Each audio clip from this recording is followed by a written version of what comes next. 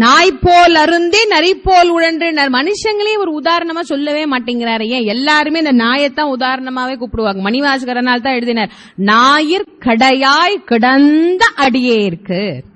சுவாமி என்ன அழகா சொல்றாரு பாருங்க, ஞாயிற் கடையாய் கிடந்த அடியேற்கு எப்படி ஆகுனார், தாயிற் சிறந்த தயாவான தத்துவனே, நாயை விட கேவலமான என்ன தாயை விட கருணையாய உயர்த்தினியே சுவாமினார். அது ஏன் எல்லாரும் இந்த நாயோட நம்மள ஒப்பிடுறாங்க? இந்த நாய் இருக்கே, அதுக்கு ஒரு குணம் இருக்கு.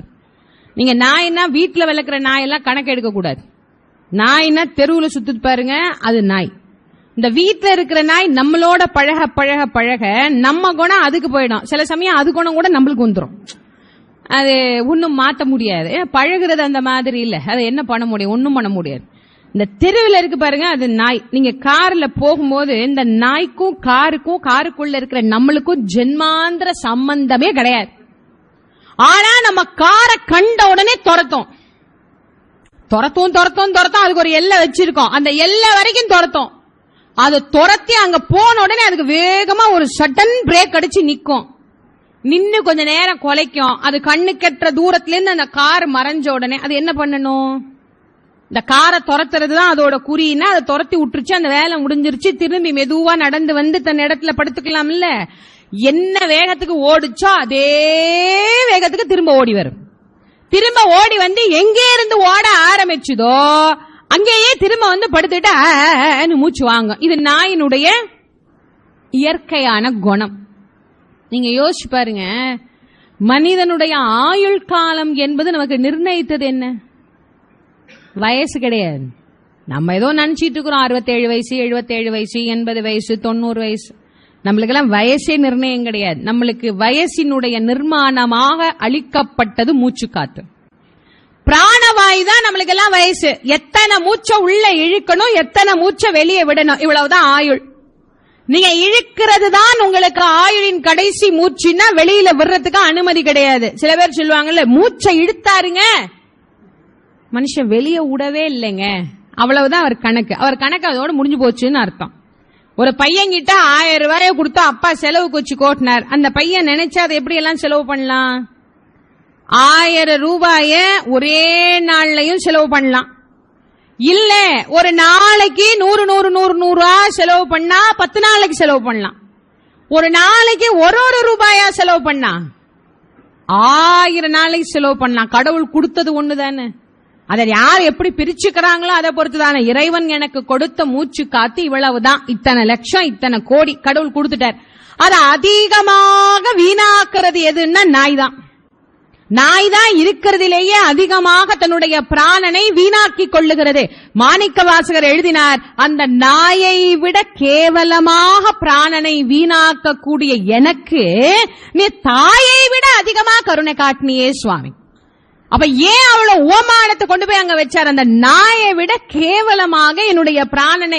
கோவப்படும் போது பாருங்க, ஒரு தடவை வாங்குற மூச்சு 10 தடவை வாங்க. அதனாலதான் அந்த காலத்துல சொல்லுவாங்க, கோவப்பட்ட ஆயுசு குறையும், கோவப்படக்கூடாது. இது இனிமேலாவது அதுல ஒரு பயம் வரும், கோவப்பட்ட ஆயுசு குறைஞ்சிருமா, அதனாலயாவது நாங்கெல்லாம் இனிமே கோவப்படாம இருப்போம். நாம நினைக்கிறது தான், ஆனா அதெல்லாம் நடக்குதா என்ன? நடக்கிறது இல்ல. நினைச்சுக்கலாம், வேணும்னா கொஞ்சம் கொஞ்சமா குறைச்சிக்கிறதுக்கு முயற்சி பண்ணிக்கலாம், அவ்வளவுதான். அந்த அற்புதமான நாயை கொண்டு போய் அதுக்கு ரொம்ப அழகா உதாரணம் சொன்னார் பாருங்க பட்டினத்தார். அதனால்தான் நாயவே உதாரணமா சொன்னார். நாய் போல் திரிந்து நரி போல் உழன்று நன் மங்கையரை தாய் போல் கருதி தமர்போல் எவர்க்கும் தாழ்மை சொல்லி. யாராயிருந்தாலும் பணிவு, யாராக இருந்தாலும் வணக்கம், யாராக இருந்தாலும் அடக்கம். படித்தவனுக்கு என்ன அடையாளம்னு கேட்டார். பண்பாளனுக்கு என்ன அடையாளம்? ஒரு ஞானிக்கு என்ன அடையாளம்? ஒத்தொத்தருக்கும் ஒரு அடையாளம் இருக்குது இல்லீங்களா? அந்த அடையாளம் இருந்தா தான் அவங்க, அந்த அடையாளம் இல்லைன்னா அவங்க இல்ல.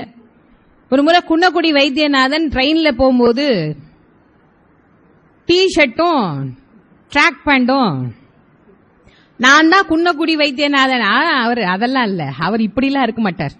அவர் ஜிகு ஜிகு ஜிகு ஜிகு ஜிகுன்னு பட்டு ஜிப்பாதான் போடுவாரு, பட்டு வேட்டி தான் கட்டுவாரு, பெரிய பொட்டு வைப்பாரு. அவர் தான் குன்னக்குடி வைத்தியநாதன். அவர் அப்படி இருந்தா தான் அவரை உலகம் நம்பும். அவர் தான் குன்னக்குடி வைத்தியன். அவருக்கு ஒரு அடையாளம் வச்சிருக்கிறார், அவர் இப்படித்தான் இருப்பார்.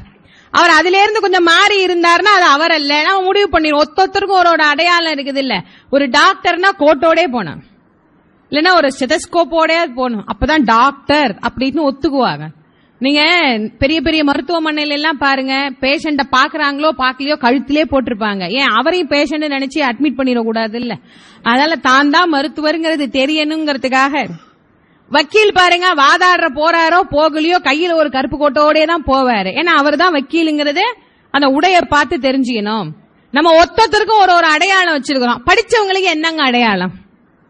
இவரை பார்த்தா தெரியுமா இவர் படிப்பாளின்னு? சில பேரை பார்த்தா படிச்சிருப்பாங்களான்னு தெரியாது. ஆனா பாத்தீங்கன்னா 7 MA பண்ணிருக்கிறேன், 8 MA பண்ணிருக்கேன், அவ்வளவு படிச்சிருக்கேன். இவ்வளவு படிச்சவர்களுக்கு என்ன அடையாளம்? ரொம்ப அழகா சொன்னார். படித்தவருக்கு அடையாளம் பணிந்து வாழுதல்.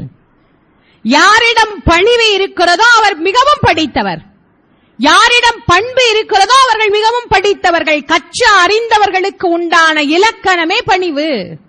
அந்த பணிவு என்பது எங்கே வருதோ அப்பதான் படிச்சத ஒழுங்கா படிச்சிருக்கிறோம் அர்த்தம். படிக்கிறதெல்லாம் படிப்பாயிடாது. அதிவீரவர்மன் ஒரு பாண்டியர் பாடினார், சென்றது காலம், சிதைந்தது இளமை நலம், நின்றது சாவு என்று நினைந்துருகும் மந்தில் நடிக்கின்ற பால்வண்ணர் நாமம் என்னாது, படிக்கின்ற நூலெல்லாம் பால்னு எழுதினார். தெய்வ சிந்தனை இல்லாம எத்தனை படிச்சு என்ன பிரயோஜனம்? படிக்கிற புத்தகம் எல்லாம் பார்த்தா வினோதமான புத்தகம். இழந்த காதல், ஒருதலை காதல், வழிக்கு விழுந்தவள், வாழத் தெரியாதவள், ஓடி போனவளே உத்தமி, காதலிக்க நேரமில்லை, இதெல்லாம் புத்தகத்துக்கு தலைப்பு. ஓடி போனவளே உத்தமியை படிச்சுட்டு இவர் என்ன பண்ண போறாரு? இவரும் பின்னாடியே ஓட போறாரா? வாழ்க்கைக்கு என்ன தேவையோ படிக்கணும், நல்ல நூல்களை படிக்கணும். இல்லையா அந்த படிப்பு பாழ், படிக்கிறதே பாழா போயிட்டு நல்லத படி. அதற்கு பிறகு அந்த படித்த படி வாழ்க்கையில் நடந்து கொள்ளுதல், அதுதான் பணிவு பண்பு. வளர்ந்த நெற்கதிர் வளைந்து தான் இருக்கும், வளராததுதான் அப்படி நட்டுட்டு நிக்கும். அதை நாம பதர்னு பேர் வச்சிருக்கிறோம் இல்லையா? இதுக்கு நெல்மணின்னு பேர் வச்சு அதை வணங்குறோம், அதை நாம வழிபடுகிறோம். அது வெறும் பதர். விளைந்தால் மட்டும் அதற்கு உயர்வு வந்து விடாது.